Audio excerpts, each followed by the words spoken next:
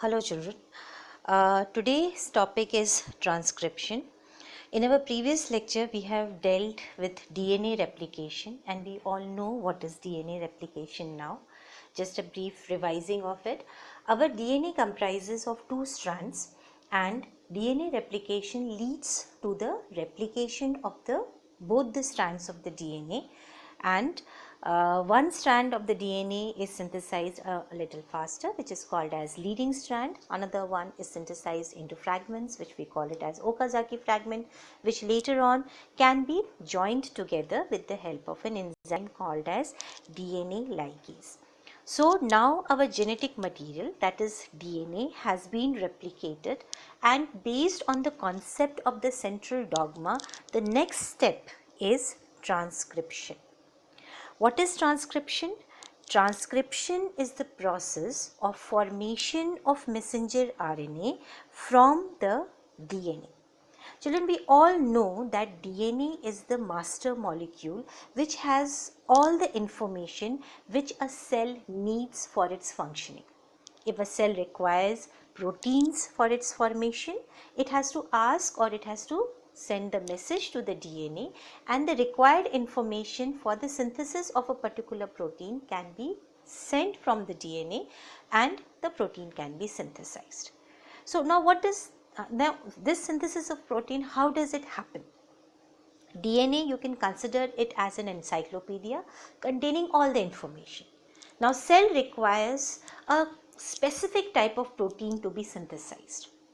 The signal is sent to the DNA, signal is sent to the nucleus where the DNA is present, and from the whole DNA, that part of the DNA which is having the required information goes for the formation of a copy of it, a kind of a Xerox copy of it, which we call it as messenger RNA, and the process is called as transcription. We all know that DNA is double-stranded structure. We can see it in the slide. Our DNA is double-stranded structure and it has both the strands of the DNA. They are having separate polarity. You can see the purple color strand, which is represented as template strand, is having the polarity of 3' 5' end, and the lower one has the polarity of 5' 3' end.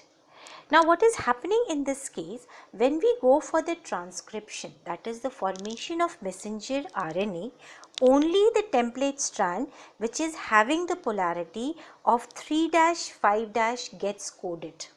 So you can see in the slide, the template strand will go for the coding and the new messenger RNA will be anti-parallel to this template strand. Whereas the strand which is labeled as coding strand, though it is labeled as coding strand, does not get coded. Why it does not get coded? Because the coding strand, what is the polarity of the coding strand? The polarity of the coding strand is 5' 3'. Okay. Now the coding strand's polarity is 5' 3' end, and if you think on the template strand, when it will be coded in the form of messenger RNA, will also have the 5' 3' polarity. So the polarity of the messenger RNA which is going to be coded from the template strand will be 5' 3', and the coding strand also will be having the same polarity of 5' 3'. So both of them, they will have the similar polarity. So the coding strand never gets coded, it is only the template strand. So out of the two strands of the DNA, the template strand is coded in the messenger RNA form. Once the coding occurs, the main concept, the main you can say the main baseline on which this coding will occur is the complementary base pair. We all know that DNA has 4 types of nitrogenous bases, that is adenine, guanine, cytosinin and thymine. But in messenger RNA, that means once the messenger RNA is formed from the template strand, it will have 4 nitrogenous bases, that is adenine, guanine, cytosine, and instead of thymine, uracil will be present. So the difference between the messenger RNA and the template DNA will be this much only, that it will be having the presence of uracil instead of thymine. Messenger RNA will be coded from the template RNA. In this particular slide, you can see the whole transcription unit. Transcription unit basically comprises of, I am just moving ahead the slide, I will come back to the same diagram. It comprises of these three factors. One is the promoter, second one is the structural gene, and the third one is the terminator. Promoter means it is a site where this RNA polymerase, the enzyme which actually is responsible for the transcription, attaches itself. So in the whole DNA fragment, there will be certain genes which will be acting as a promoter, and they will give a baseline to this RNA polymerase to attach itself to them. And once this RNA polymerase attaches to the promoter, the transcription can start. Next will be structural genes. Now structural genes are the set of the genes which have to be coded. Codes for the enzyme or the protein for the structural function. So that structural gene which will be present after the promoter will be the set of the codons or the set of the genes which is required by the cell. And the last one will be the terminator, where the transcription will end. So it will have the certain number of genes where the transcription will end. I am just reverting back the slide. So promoter is always present at the starting point. So starting point in this case, when the strand which is going to be coded will be 3-5-. So at 3- end, the promoter will be present, and we call it as upstream processing. And terminator is the set of genes which will terminate the transcription. So they will be present at the end of the transcription unit. So in 3-5- strand of the DNA, which you can see in this slide, so they will be present towards the 5- end. So at 3- end will be, we call it as upstream.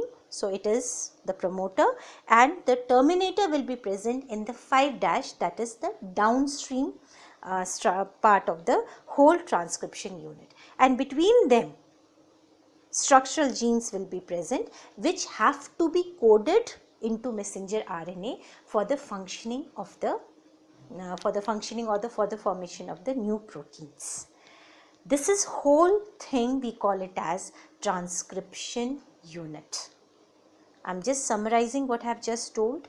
Out of 2 strands of the DNA, the upper strand, which you can see in the diagram, is template strand, and this template strand only gets coded. Why it gets coded? Because it has got the polarity of 3-5- end, and the new strand of messenger RNA will have the polarity of 5-3- end. The second strand of the DNA, which is shown into the diagram with the green color, is having the polarity of 5-3- end, which is similar to the messenger RNA. So coding strand does not get coded. When we talk about the transcription unit, it comprises of three points or 3 structures. First one is promoter. Promoter is always attached to the starting point of the transcription, that is the upstream part. And in this case, it will be attached towards the 3- end. Then comes the terminator, which helps in stopping the transcription. Okay, fine, this much only has to be transcripted, or somewhere it has to stop. So that stopping work is done with the help of terminator genes, and they are always present at the end part of the strand. So it will be present on the downstream part. And between the promoter and the terminator, structural genes are present which are needed to be coded into messenger RNA form. The whole process of transcription I have noted down in the slide form, so I am just going to read it very slowly so that again a revision of the process can be there. Transcription unit of DNA contains the promoter, binding site of RNA polymerase for the initiation of the transcription. Second, the structural genes, codes for the enzymes or proteins for the structural function. Third, the terminator, the region where the transcription ends. DNA strand that has the polarity of 3-5- acts as a template strand and is referred as a template strand. The strand which does not get transcript is called coding strand and has the polarity of 5-3- and its sequence is same as the RNA. The promoter is located towards the 5' end, that is called as upstream or upstream of the structural gene of coding strand and provides the binding site to the RNA polymerase. The sequence of the DNA present at 3' end, that is the downstream of the coding strand where the process of transcription will stop, is called as the terminator. Then this is a simple definition of the whole of the process of when we talk about the transcription.